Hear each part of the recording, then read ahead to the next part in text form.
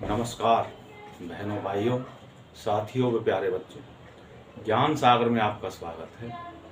और हमारा जो सीरीज ज्ञान की चली हुई है वो संसदीय प्रणाली, कार्यपालिका और विधायिका। ये अध्याय हमने कवर कर लिया था और अब इसके प्रश्न उत्तरों की बारी है। जो मूल 4 प्रश्न हैं वो हमने उसके उत्तर बता दिए। अब इस अध्याय के और जो प्रश्न उत्तर हैं उन पे हम नज़र डालते हैं और उनका आपको उत्तर समझाते हैं। तो अगला प्रश्न बनता है, पता लगाएं कि आपके राज्य के संसद के प्रत्येक सदन में कितने प्रतिनिधि हैं। तो ये बड़ा सिंपल प्रश्न है। आप अपने किसी भी बड़े से या अन्य की मदद से इसका आंसर आप देख सकते हैं, या आप सीधे जो संविधान की शेड्यूल है पीछे, आप लाइब्रेरी में जाके उसके भारत का संविधान की किताब से भी आप उठा के उस शेड्यूल में पीछे जाके जो शेड्यूल दे रखी हैं उसमें भी जो है आप पता लगा सकते हैं। दूसरा, आप इंटरनेट के माध्यम से भी ये मालूम कर सकते हैं कि कौन से राज्य में कितनी राज्यसभा की और कितनी लोकसभा की सीटें हैं। ये अलग अलग राज्यों के ऊपर निर्भर करता है कि किस राज्य में कितनी राज्यसभा के लोकसभा की सीट है। अगर हम हरियाणा का उदाहरण लें तो हरियाणा में 10 लोकसभा की सीटें हैं और 5 जो हैं वो राज्यसभा की सीटें हैं। इसी प्रकार से हम पंजाब का उदाहरण लें तो पंजाब में 13 तो लोकसभा की सीटें हैं और 7 राज्यसभा की हैं। उत्तर प्रदेश का उदाहरण लें तो उत्तर प्रदेश में 80 लोकसभा की सीटें हैं और 31 राज्यसभा की सीटें। तो इस प्रकार से आप अलग अलग राज्यों के अलग अलग लोकसभा और राज्यसभा की सीटें होती हैं। तो इस प्रकार से आप इस प्रश्न का उत्तर आप लिख सकते हैं। आगे है, भारतीय संसद को जनता की आवाज, भारतीय संसद को जनता की आवाज क्या बताती है। यह कैसे सुनिश्चित करती है कि विभिन्न मत सुने जाएं। यानी कि इसमें 2 बातें हैं कि भारतीय संसद को जनता की आवाज क्या बताती है। दूसरा, कि कैसे सुनिश्चित करें कि विभिन्न मत उनके जनता के वो सुने जाते हैं। तो जैसे मैंने बताया, संसद के 2 सदन होते हैं, लोकसभा और राज्यसभा।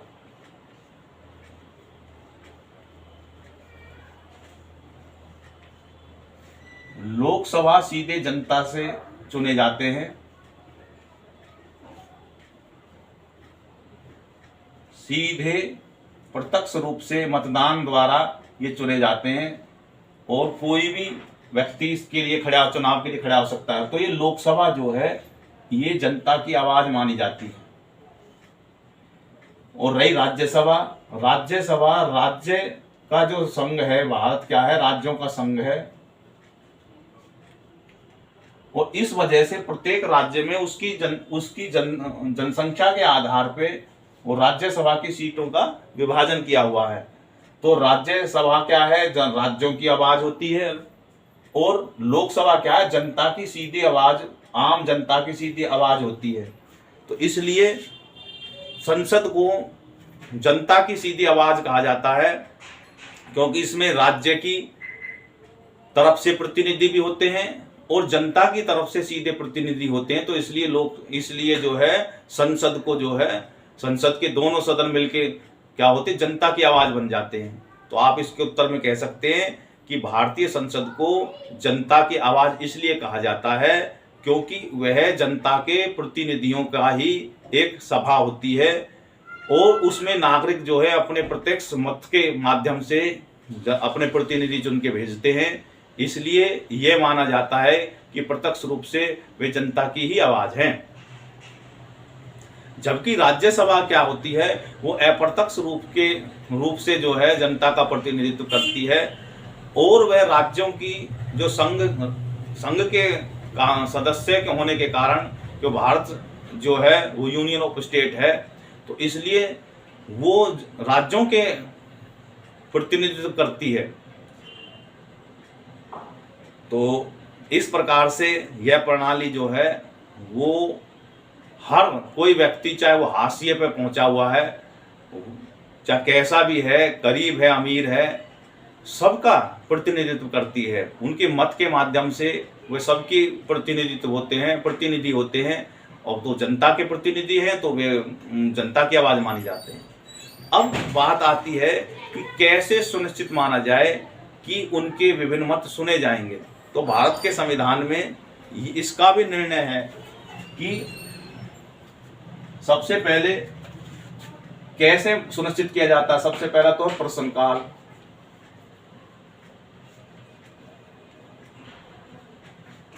फिर शून्यकाल और बहस। अब ये बहस किस पे, विधेयक पे भी हो सकती है और आम विषय पर भी हो सकती है, मुद्दों पर।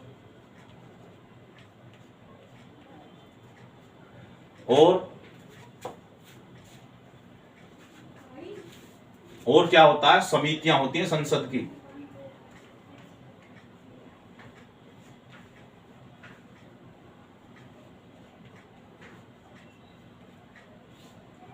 उसके माध्यम से भी।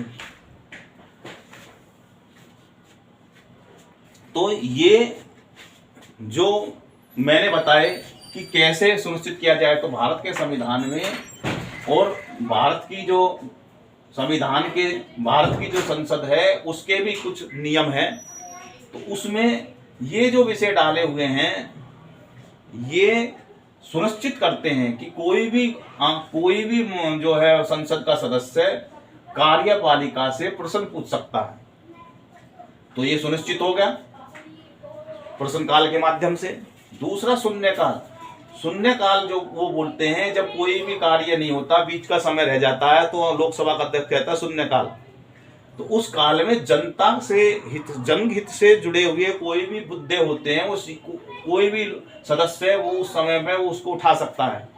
तो इसके माध्यम से भी सुनिश्चित हो गया। फिर बहस, कोई भी विधेयक या कोई भी मुद्दा है जिस पे चर्चा चल रही है, उसमें बहस होती है, तो उस बहस के दौरान कोई भी प्रतिनिधि जनता का उस बहस में हिस्सा ले सकता है। वो लोकसभा के अध्यक्ष को अपना जो है वो इसके लिए आवेदन जो है वो डालता है कि भाई मैं इस बहस में हिस्सा लेना चाह रहा हूँ।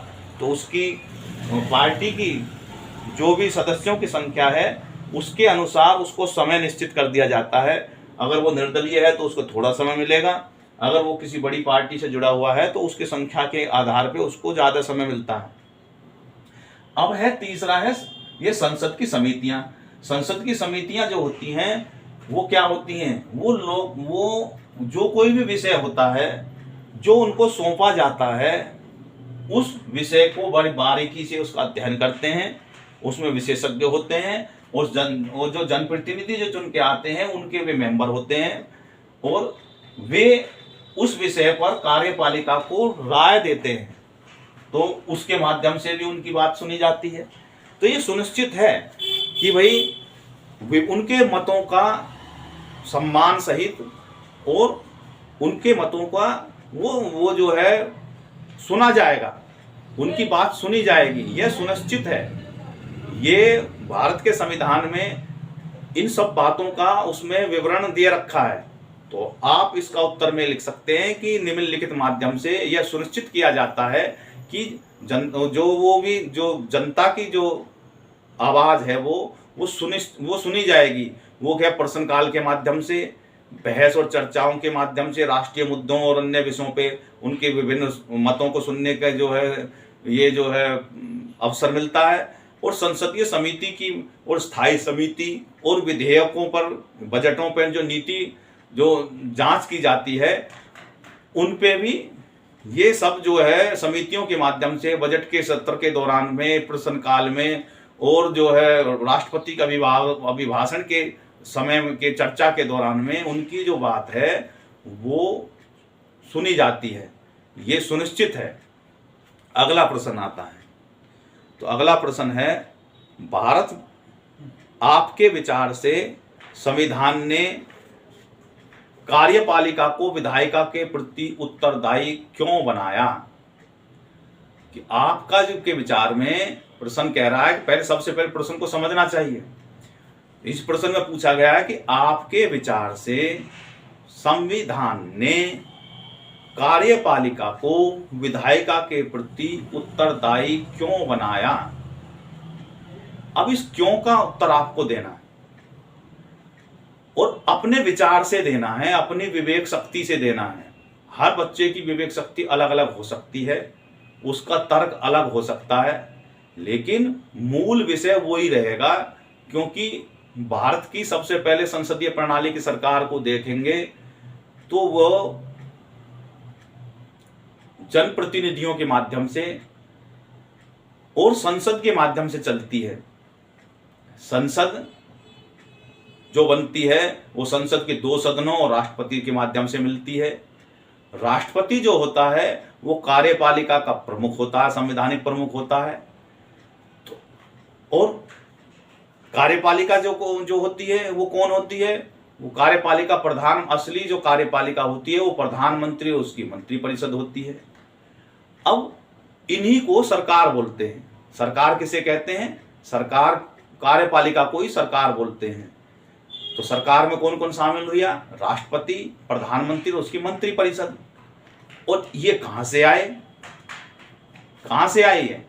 राष्ट्रपति तो सीधा निर्वाचन मंडल से आया और जो ये कार्यपालिका जो आई ये विधायिका से ही आई। विधानमंडल के सदस्य होते हैं ये सभी, और विधानमंडल के सदस्य कहां से आए? जनता से चुन के आए। तो इस वजह से ये जो इसमें दे रखा है कि विधायिका के प्रति उत्तरदायी होगी, ये इसलिए दे रखा है ताकि ये कसौटी मान के चला जाए कि कोई भी सरकार है वो ये ना मान के चले कि वो निरंकुश है, वो कुछ भी कर देगी। उसे हर बात का मेरे से कौन होता है सवाल पूछने वाला? तू कौन भाई? तू किस खेत की मूली है? इन बातों, अहंकार से अहंकार ना हो जाए उसको कि भाई हम सरकार है, हमारा से कोई नहीं प्रश्न पूछ सकता, तानाशाह ना बन जाए। इसलिए भारत के संविधान निर्माताओं ने उसको विधायिका के प्रति जिम्मेदार ठहराया ताकि उसको कसौटी पे कसा जाए। उससे ये कहे जाए, बता भाई तेरे पास बहुमत है या नहीं है, तो उसको बहुमत साबित करने के लिए कहा जा सके, उससे प्रश्न पूछे जा सकें और उसको राय दी जा सके समितियों के माध्यम से। वो धन का दुरुपयोग ना करे, इसलिए वो विधायिका के प्रति जवाबदेही होती है। वो एक एक पैसा संसद के सामने वो प्रस्तुत करती है कि साहब हमें इस पैसे के लिए मद की जरूरत होती है, और उस पे भी कंट्रोलर जो भारत का वो एक और कैग जिसको बोलते हैं वो संस्था होती है। वो सरकार के वित्तीय जितने भी खर्चे होते हैं उनकी जांच करती है और अपनी रिपोर्ट संसद को सौंपती है, बताती है कि भाई आपने CAG बोलते हैं उसको, कि आपने जो ये खर्च करे ये तार्किक करे या उसमें आपने जो है धन का दुरुपयोग किया। तो वो कैग जो अपनी रिपोर्ट समय समय पे संसद को सौंपता है, लोकसभा को वो सौंप देता है और इसमें चर्चा होती है। अगर उसमें कोई गड़बड़ निकलती है तो घोटालों की बू हमेशा वहीं से ही निकल के आती है, CAG की रिपोर्ट से ही। तो इस प्रकार से वो लोकसभा विधायिका के प्रति जवाबदेह इसलिए बनाई गई है ताकि वो जवाबदेह कल्याणकारी सरकार बने। तो इस प्रश्न का उत्तर आप इस प्रकार से दे सकते हैं कि भाई भारत की जो है जो कार्यपालिका है वह विधायिका के प्रति इसलिए जवाबदेही बनाई गई ताकि वह जो है निरंकुश ना होए और उसको पल पल का हिसाब जो है विधायकों को देना पड़े और विधायिका उससे प्रश्न पूछ सके और उसको कसौटी पे कस सके। इसलिए जो है वो जो है उत्तरदायी बनाई गई।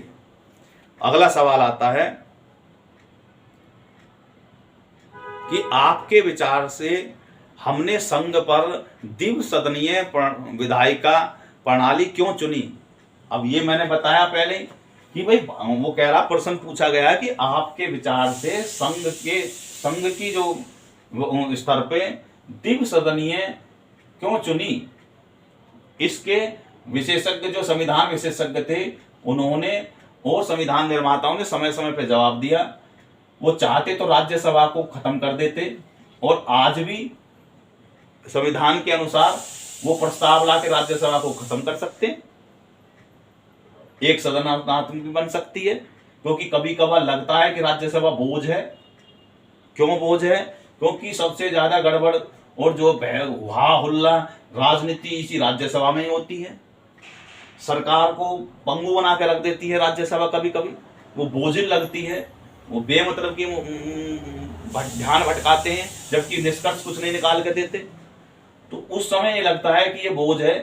लेकिन भारत की राजनीति को संतुलन बनाने के लिए ये जो है दोनों सदनों का उपयोग हुआ। क्योंकि ये जो इसके जो सदस्य होते हैं ये सीनियर सिटीजन होते हैं ज्यादातर, क्योंकि 35 वर्ष से तो इनकी शुरुआत ही होती है। तो जो भी और 12 सदस्य नामित होते हैं वे विभिन्न माध्यमों से एक्सपीरियंस आदमी होते हैं, वो उपलब्धि हासिल करे हुए रहते हैं। तो ये जो होती है कोई भी कानून बनाने के लिए दो चीजों की जरूरत होती है। एक तो उसके बारीकी से परख करना। तो 2 बार ये कोई भी कानून जब बनता है तो दोनों सदनों में उनको कसौटी पे कसा जाता है और उनके बहुमत, अगर मान लो जल्दबाजी में लोकसभा ने पारित कर दिया तो राज्यसभा उसकी कमियों को निकाल सकता है और वो उसकी कमियों के लिए जो है संशोधन ला सकता है और उसको रोक सकता है। अगर वो मनमाने तरीके से लोकसभा ने पास कराया है तो राज्यसभा में जाके अटक जाएगा वो बिल।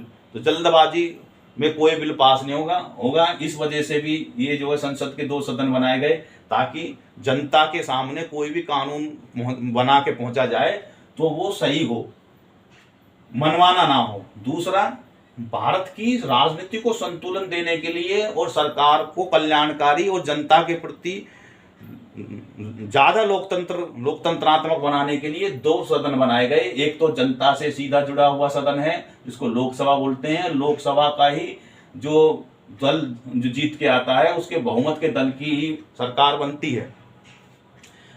और राज्यसभा मैंने बताया कि भारत राज्यों का संघ है तो इसलिए प्रत्येक संघ के राज्यों की प्रतिनिधि के माध्यम से प्रतिनिधियों का भी ये प्रतिनिधित्व करती है कि भाई ये राज्यों के प्रतिनिधि हैं, प्रत्येक राज्य के प्रतिनिधि हैं। तो राज्य की आवाज के रूप में तो राज्यसभा मानी जाती है और जनता की आवाज के रूप में लोकसभा मानी जाती है। इसलिए भारत के जो है संसदीय प्रणाली में द्विसदनात्मक बनाई गई है कि वे एक तो जनता की आवाज, एक राज्यों की आवाज के रूप में वो संपूर्ण भारत का प्रतिनिधित्व करती है।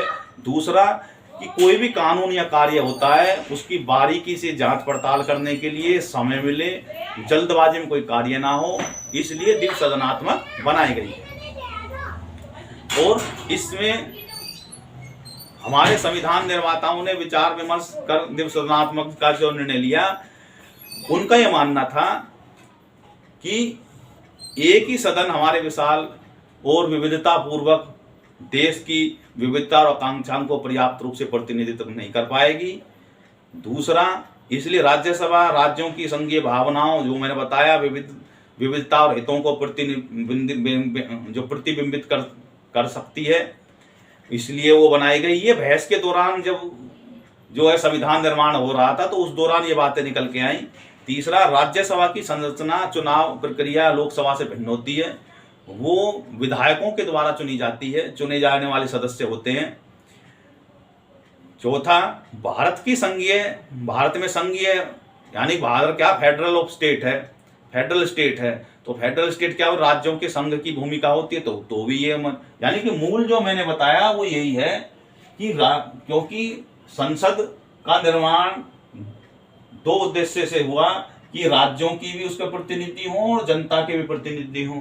राज्य का मतलब है कि संपूर्ण राज्य का प्रतिनिधित्व दिखाई दे संसद में, तो वो दो माध्यम से दिखाई देता है। एक तो सीधा जनता के माध्यम से, एक जनता के चुने हुए जो भी सरकार बनी उसका भी प्रतिनिधित्व वहां दिखाई दिए। तो वो क्या होते हैं, वो राज्यसभा के सदस्य के तौर पे माने जाते हैं। तो ताकि संतुलन बना रहे, कोई भी प्रणाली है जितना ज्यादा प्रतिनिधित्व लोगों का होगा उतनी ही वो लंबी चलेगी और खींचतान नहीं होगी। तो इसलिए जो द्विसदनात्मक बनाई गई। अगला है कि हाल ही में संसद द्वारा पारित किसी विधेयक की यात्रा का पता लगाने का प्रयास करें, पहचानें कि इसे किस सदन में पेश किया गया था और क्या इस पर कोई बड़ी बहस या असहमति हुई थी। विधेयक को कानून बनाने में कितना समय लगा। समाचार पत्रों के संग्रह, वेबसाइटों और लोकसभा की बहस का उपयोग करें और अपने शिक्षक से सहायता लें। तो ये जो प्रश्न का उत्तर है ये आपको जो है एक प्रोजेक्ट के माध्यम से, प्रोजेक्ट की तरह से है कि आपका स्वयं उसको मेहनत करें और अपने बड़ों से, शिक्षकों से सहायता भी ले सकते हैं। और उसका लिए क्या है कि आप अखबारों के माध्यम से, अब अभी की हाल ही में क्या हुआ, जो संसद में एक विशेष सत्र लाया गया उसमें जो महिला विधेयक जो था वो पास, जो पहले 2023 में हो गया था, उसमें दोबारा से उसमें कुछ संशोधन प्रस्तुत किए गए। उसमें यह कहा गया कि भाई जो महिलाओं के लिए 33% जो सीटें हैं उनको, भारत की जो इस समय 543 सीटें हैं उसमें उस 33% को, क्योंकि ये संख्या भी जो भी जीत के आ रहे हैं ये भी, इनकी भी संख्या भी ये भी ना हो, उनमें भी कोई बाधा उत्पन्न हो, और 50% सीटें बढ़ाने के लिए, ताकि 33% जो है वो सीटें महिलाओं की उसमें समायोजित कर दी जाएं और ये सीटें जितने भी आज के समय में हैं ये भी बनी रहें। तो इसके लिए संविधान में संशोधन करने के लिए ये जो है विधेयक संसद के सामने लाया गया दोबारा से, महिला आरक्षण बिल। तो उसमें प्रावधान ये था कि 33% सीटें उसमें एडजस्ट करी जाएंगी, 50% बढ़ाई जाएंगी। तो उसके लिए एक तो दो बिल एक साथ जोड़ दिए गए, दो बिलों को एक साथ जोड़ा गया कि ताकि संविधान संशोधन हो सके। एक तो क्या था कि जो भी सीटें एडजस्ट होती हैं उसके लिए क्या होता है, एक परिसीमन आयोग बैठाया जाता है। परिसीमन आयोग संसद के बहुमत, संसद के प्रस्ताव से ही आगे जो है कार्रवाई करता है। तो उसमें ये बातें संसद में संविधान संशोधन करने के लिए थी कि भाई जो 50% सीटें हम ये इसको पास कर देते हैं कि भारत की जो सीटें हैं वो 50% बढ़ाई जाएं। तो वो 850 सीटें करने का प्रावधान था, 850 सीटें, और इसलिए वे विधेयक लाया गया। उस पर काफ़ी बहस हुई और उसका परिणाम ये हुआ कि वो 2/3 बहुमत की उसके लिए जरूरत थी संविधान में संशोधन के लिए, और सरकार के पास इतने नंबर नहीं थे। उसको 304 जो है 60 सदस्यों की जरूरत होती, लेकिन सरकार के पास 330 सदस्यों की उनको जरूरत थी जो भी मौजूदा थे उस समय पे। लेकिन सरकार के पास में उस समय 299 ही मत उनको मिले। इस प्रकार से वो जो है 2/3 बहुमत से पास नहीं हो सका। अभी हाल ही में ये था, महिला जो आरक्षण बिल था वो लटक गया, क्योंकि उसमें एक और दूसरा प्रावधान था। दूसरा प्रावधान ये भी उसमें था कि जो 2011 की जनगणना हो गई, क्योंकि ये जो जनगणना 2026 में जो चलेगी ये 27 में जाके तो पूरी होगी, फिर उसके डाटा इकट्ठे करे जाएंगे और फिर उनकी जनसंख्या के आधार पे परिसीमन करा जाएगा।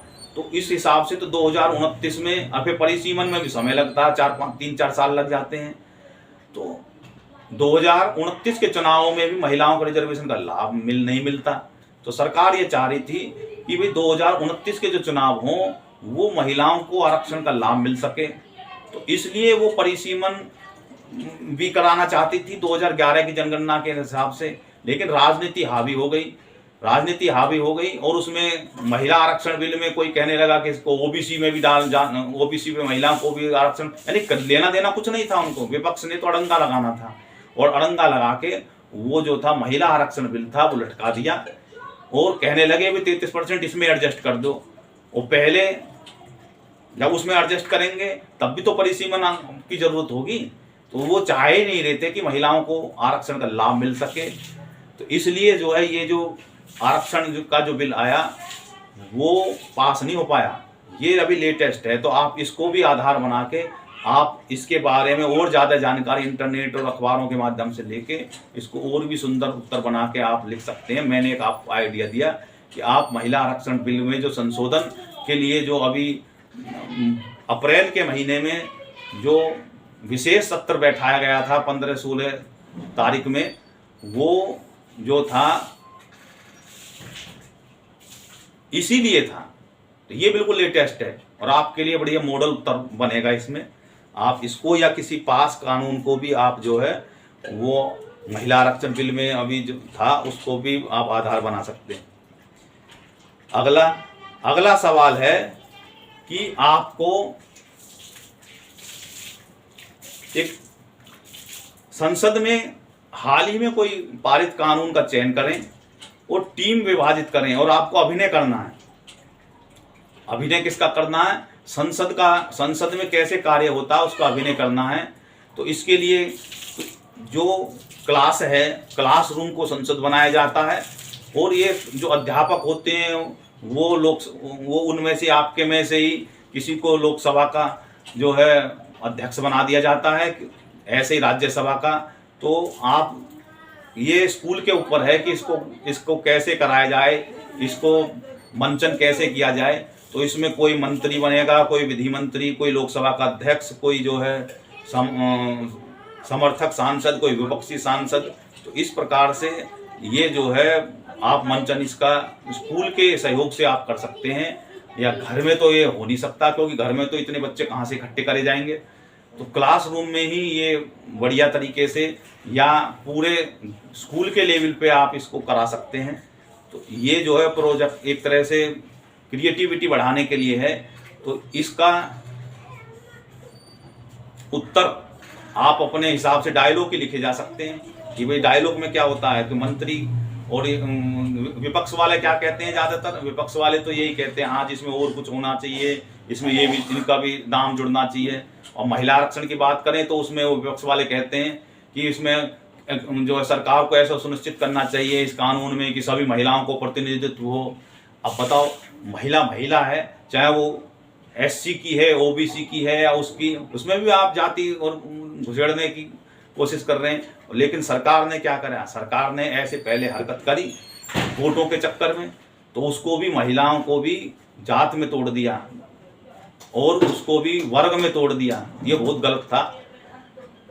अब जब ये जो है इसमें नगर पालिका नगर निकाय में ये इस तरीके की उन्होंने ये जो है वोटों के चक्कर में जब आरक्षण वहां मिल गया, तो अब लोकसभा की बारी आ रही है। तो सरकार जो है, चाहे किसी की भी सरकार हो, इसमें इस प्रकार का वो हित करने में आनाकानी करती है। क्यों करती है? क्योंकि जब जो है ये महिलाओं को आरक्षण मिल जाएगा तो पुरुष भी ऐसे कहेंगे कि साहब OBC को भी सीट रिजर्व होनी चाहिए। तो ये सिस्टम जो टिका हुआ था वो जात में उसमें इस हिसाब से विकृतता का ले जाएगा कि संसद एक अखाड़ा बन के रह जाएगी। वो जातियों का, उनका कुछों का अखाड़ा बन के रह जाएगी। वो आम प्रतिनिधित्व ना होगी, कुछ जातियों का प्रतिनिधित्व का अखाड़ा बन जाएगी। तो ये मेरे हिसाब से तार्किक नहीं है। तो इस हिसाब से आप, क्योंकि मंच है, आप किसी हिसाब से भी इसको निष्कर्ष निकाल सकते हैं, या जो भी संसद में बिल बन के आया जिस हिसाब से वहां चर्चा हुई उसी आधार पे आप इसको जो है उन डायलॉग बना सकते हैं कि भाई किस पे विपक्ष वालों ने कैसे बहस करी थी, तो उसमें विपक्ष के हिसाब से डायलॉग बनाए जाएंगे। कोई विपक्ष के सांसद बनेंगे, कोई मंत्री बनेगा। तो ये जो है ऐसा ही एक अभिनय वाला प्रश्न है। अब मैं इसमें एक आपको मॉडलता से बता दूं कि लोग अभी महिला आरक्षण विधेयक को अब लेते हैं, तो इसमें 5 जो है पात्र बनेंगे। लोकसभा के अध्यक्ष, विधि मंत्री, समर्थक सांसद, विपक्षी सांसद और एक बनेगा जो प्रधानमंत्री जो रहता है, जो विधानमंडल का अध्यक्ष है वो। अब इसमें उसमें हर एक जो है बिल के लिए चर्चा के लिए वो प्रस्तुत करेगा। तो मंत्री जो होता है, कानून मंत्री जो है, वो चर्चा की शुरुआत करता है। वो कहता है कि भाई देखो हम ये विधेयक लेके आए हैं।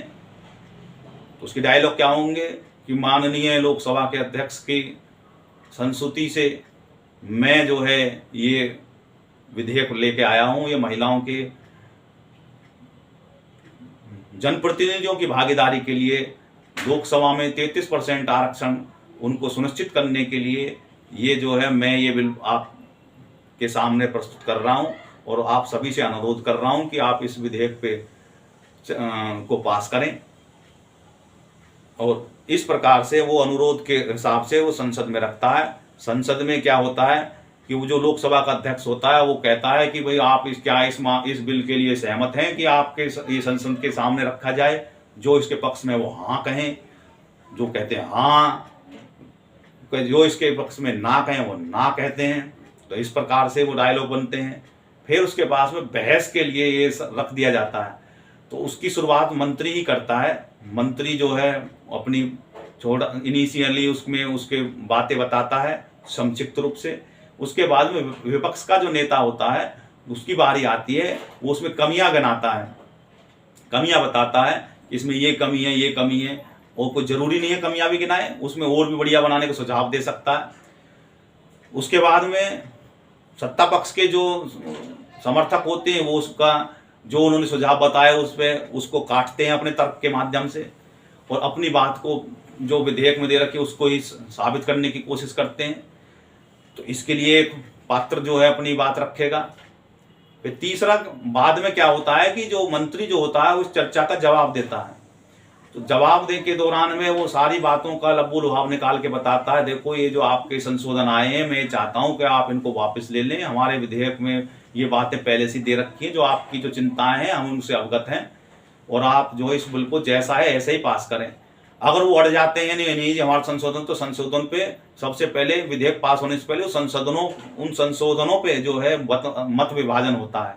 वो लोकसभा का अध्यक्ष फिर कहता है कि जो भी इसके पक्ष में है वो हाँ कहें संशोधन के पक्ष में, और जो विपक्ष में है वो ना कहें।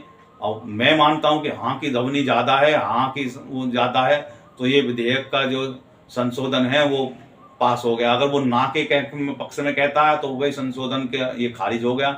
जो खारिज हो जाता है तो जिसका वो संशोधन लाया हुआ होता है वो कहता है खड़ा होके जी मैं वोटिंग चाहता हूँ। फिर वोटिंग होती है। वोटिंग से पता पड़ जाता है कि सटीक रूप से भी वो संशोधन खारिज हुआ नहीं हुआ। ये बड़ी लंबी प्रक्रिया चलती है। उसके बाद में जितने भी संशोधन आए हुए हैं ऐसे सबसे पहले संशोधनों को टिकाया जाता है, फिर खंडवार वो प्रस्ताव पास करे जाते हैं कि ये खंड पास हुआ, दूसरा पास हुआ, उसकी टाइटल पास हुआ। बड़ी लंबी प्रक्रिया रहती है। और जो है उसके बाद में ये आखिरी में कह देते हैं कि भाई ये सार अब पूरे अमूल जो है विधेयक को पास होने के लिए मंत्री जो फिर प्रस्ताव रखता है। फिर ऐसे ही वो हाँ ना में जवाब दिया जाता है। इस प्रकार से विधेयक जो है वो पास हो जाता है। फिर वो राज्यसभा के लिए भेज दिया जाता है। ऐसी राज्यसभा में बहस होती है और उसके बाद में दोनों सदनों से पास होके उसको जो है राष्ट्रपति के पास में अनुमति के लिए भेज दिया जाता है। तो इस प्रकार से बड़ी लंबी प्रक्रिया होती है। और इसमें जो भी अभिनय किया जाता है उसमें दो ही सदन बनाई जाती हैं, लोकसभा और राज्यसभा, और फिर एक को राष्ट्रपति बना देते हैं। वो पास करके वो जो मंचन होकर पूरा कानून जो है वो एक नाटक के माध्यम से समझाया जा सकता है। तो इस प्रकार से आप इसका कर सकते हैं।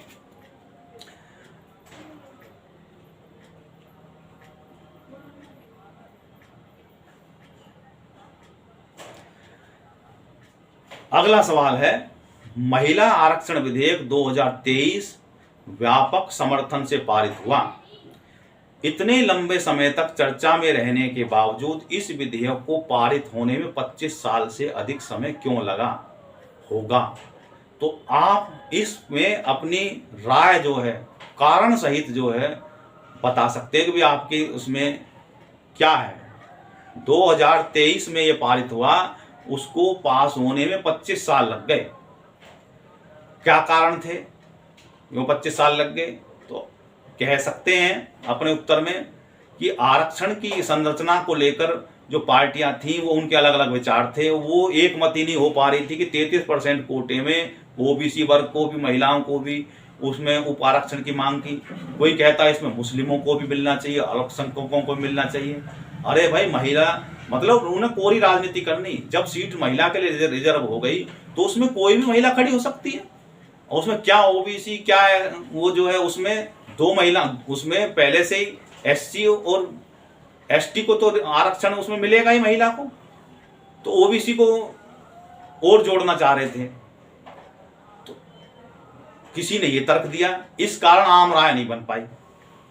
दूसरा, महिलाओं के लिए सीट आरक्षित का मतलब होता है कि बहुत से पुरुषों की सीट खत्म हो जाएगी, तो अपने पद को खोने के लिए राजनीतिक दलों के प्रति जो है जो प्रतिरोध हो गया अपने दल में, लगा हमारी सीट तो चली जाएगी हैं। आपको जरूरी है कि साहब महिलाओं को, महिला तो जनरल सामान्य सीट पर भी लड़ सकती है, चुनाव लड़ सकती है। तो पार्टियों के वही कहते थे कि भाई आप ऐसे मतलब कानून बनाइए कि वो जितने भी राजनीतिक दल हैं वो 33% महिलाओं को आरक्षण दें, वो 33% सीट महिलाओं को लिए देते हैं, तो अपने आप ही जो है समस्या का समाधान हो जाएगा। वो ऐसे तर्क देते थे। तो इस कारण भी जो है वो आरक्षण पास नहीं हो पाता था। तीसरा, हालांकि किसी भी प्रमुख पार्टी ने खुले तौर पर विधेयक का विरोध नहीं किया, लेकिन इसे प्राथमिकता देने और पारित करने के लिए मजबूत राजनीतिक समर्थन का अभाव था। इसका अक्सर जो है वो गंभीरता से एजेंडे की बजाय, गंभीरता से उसको विधेयक को पास करने की बजाय एक प्रतीकात्मक वादे के रूप में देखा जाता था कि भाई हम करेंगे, महिला आरक्षण करेंगे। तो इस प्रकार से ऐसी जो है वजह से ये जो लटका रहा, आम राय नहीं बन पाई। लेकिन नरेंद्र मोदी सरकार ने 2023 में इसको इच्छा शक्ति आगे जाहिर करी। उनके पास बहुमत था और कोई भी नहीं चाह रहा था, क्योंकि लोकसभा के चुनाव सामने थे, तो कोई भी ये नहीं चाह रहा था कि भाई चुनावों में महिलाओं के विरोध हमें झेलना पड़े। इसलिए उन्होंने जो है वो ये बगैर विरोध के ही अपनी अपनी बात रखे, इसको